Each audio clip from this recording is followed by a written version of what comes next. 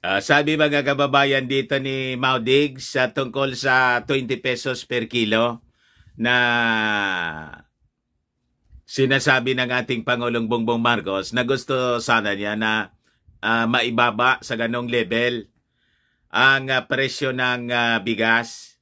Sabi ni Maudigs, nangangarap ka lang anya ng gising. Ito pa.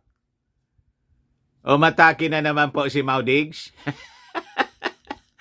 Bumanat na naman po. 20 pesos per kilo rice is daydreaming, sabi po ni Maudigs. But before ko na ibigay sa inyo yung kwento mga kababayan, click subscribe muna dito sa ating YouTube channel and hit the notification bell para lagi po kayong updated sa mga kaganapan dito sa ating bansa. Like and share na rin po ninyo ng ating video at wag na rin po ninyo na skip yung ating mga commercial ads para may pambili man lang tayo ng bigas. Nang sabi ni Maudigs, daydreaming lang anya si Bongbong. Di ano anya Mr. Maravillas yung magiging reaction mo sa sinasabing yan ni Maudigs?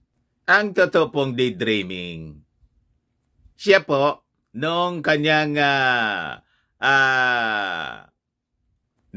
panahon na siya yung Pangulo, nag-daydream lang po siya nang sabihin niya mga kababayan na yung droga tatapusin niya ng 6 months. O di ba?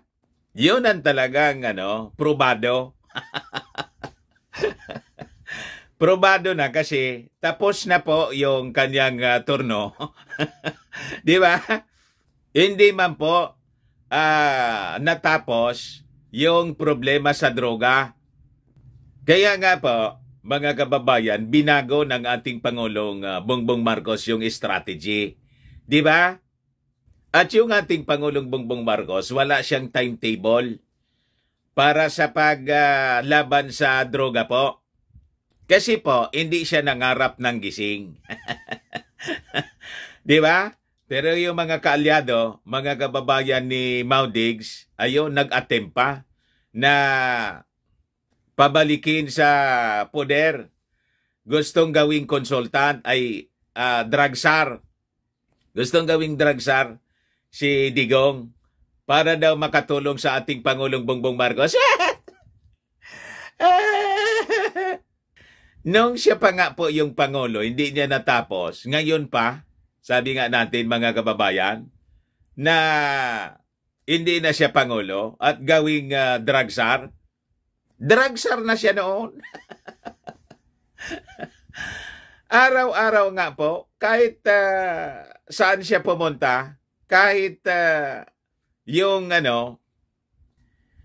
okasyon mga kababayan, iba man, halimbawa, mga inauguration ng mga projects ng DPWH, ang topic niya, drugs.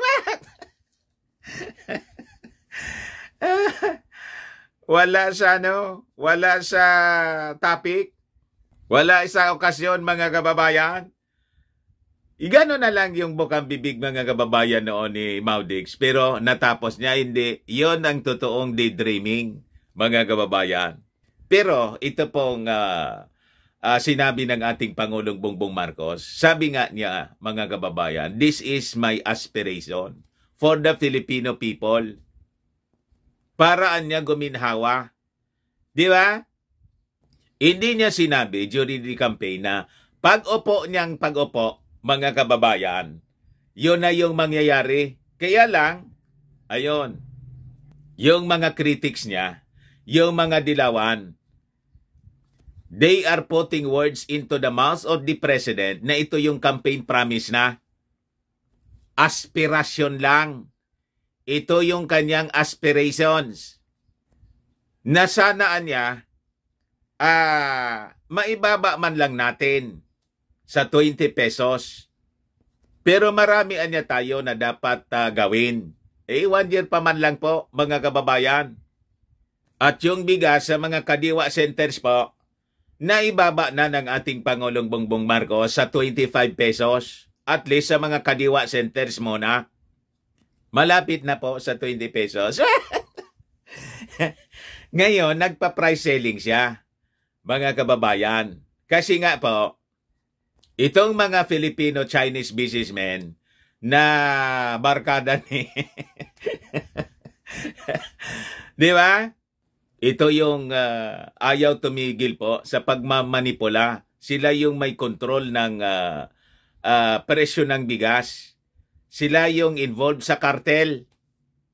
Kaya nga po, ang ginagawa ng ating Pangulong Bongbong Marcos ay ipinag-utos niya yung pagsalakay sa mga bodega. At yun, na-discover mga kababayan yung napakaraming mga nakaimbak na bigas. Talagang hinohoard po nila. You see? Pero sabi ni Maudigs dito, pegging the price of rice at 20 pesos per kilo is daydreaming. Given the law of supply and demand in the world market, former President Rodrigo Duterte said yesterday. Duterte said that retail prices anya of rice could even reach as high as 90 pesos per kilo. What? Ngayon po, yung 90 pesos per kilo sinasabi po ninyo, mayroon na talaga po na 90 pesos per kilo. Yung sinasabi natin po, ito yung mga brown rice. Yan man talaga yung presyo niyan. Pero yung dapat regular milled rice, saka well-milled rice, dapat maibaba po. Kaya nag-price cap yung ating Pangulong Bongbong Marcos. Tapos may nananabutay na naman po. Naglagay sila ng well-milled rice, tapos regular milled rice, 41 na 45. Pero yung kulay po, dilaw na po. Alang talaga yung mga mandaraya. Paki-check po ninyo, nakita natin po. Baka yung mga nabubulok na po na mga bigas, yun ang prenisyon nila na 41 pesos. Well-milled rice anya ito. Para isabotahe yung programa ng ating Pangulong Bongbong Marcos. Sabi dito sa balita,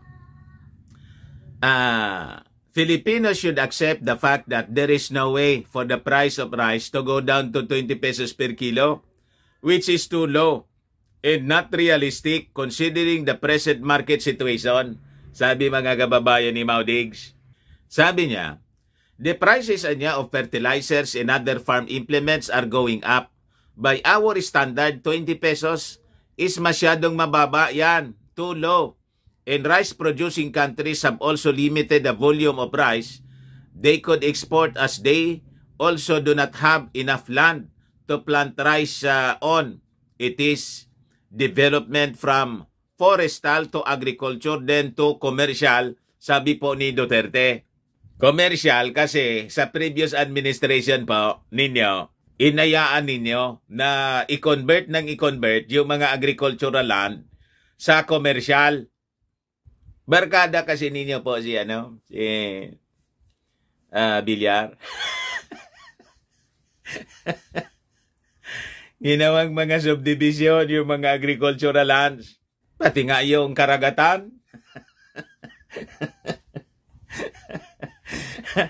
Yung Manila Bay, kailan yan?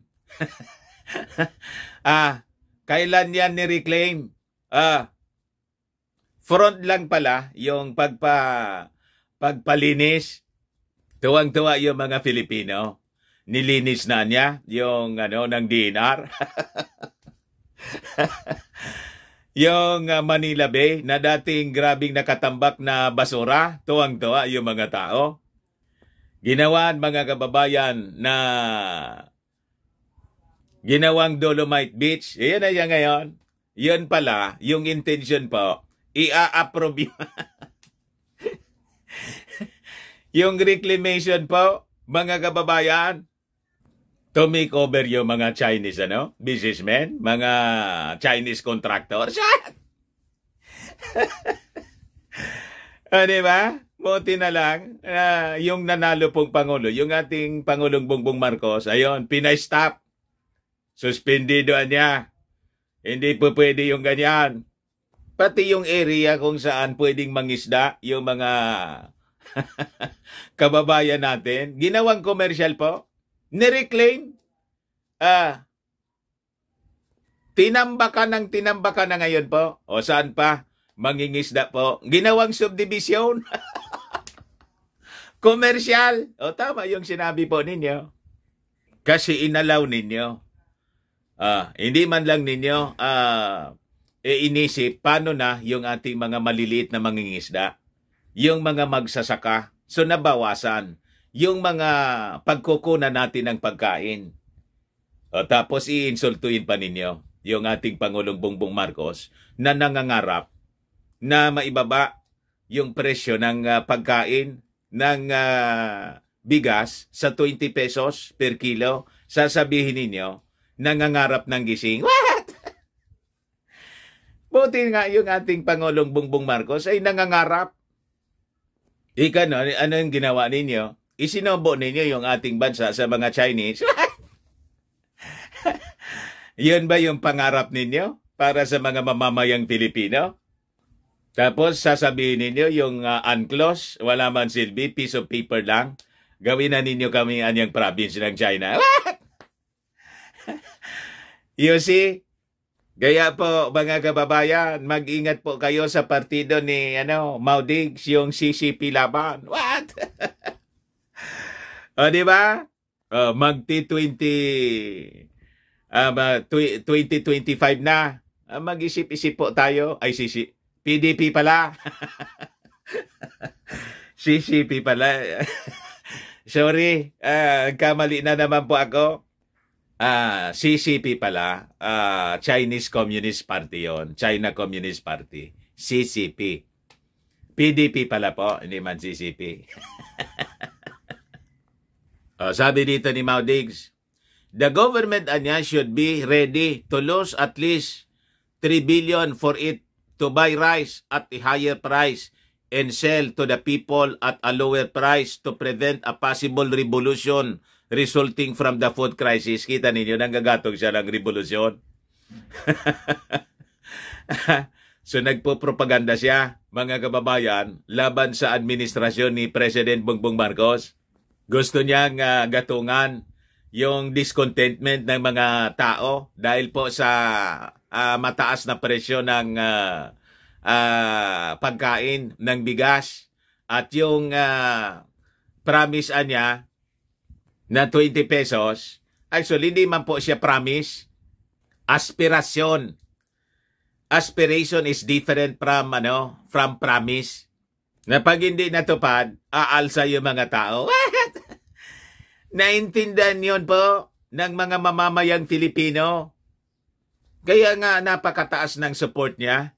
Malayong malayo yung support ng mga mamamayang Filipino kaysa sa inyo. Hindi nga kayo nangalati. Kahit nga hindi kayo nangampanya, kinontra ninyo. Yung siniraan pa ninyo yung ating Pangulong Bongbong Marcos, dinawag ninyo weak leader at kung ano-ano pa. Pero nakakuha ng 31 million plus na boto yung ating Pangulong Bongbong Marcos. Kaya nga sumakay si Inday, yung anak po ninyo, para manalo. Kasi pag hindi lumaban, halimbawa sa pagkapangulo, talo si Inday. Yung mga DDS lang po, yung excess ni Inday na boto kay President Bongbong Marcos, kaya 32 million votes siya, yun man lang po yung DDS. Kasi yung mga Marcos loyalists, bumoto solido sa unit team. Basa yun ni Inday.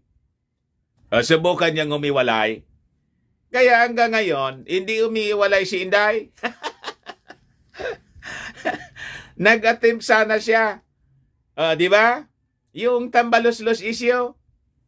Nagalit yung mga mamamayang Filipino. O yun. Ngayon, nakipagkasundo kay Martin.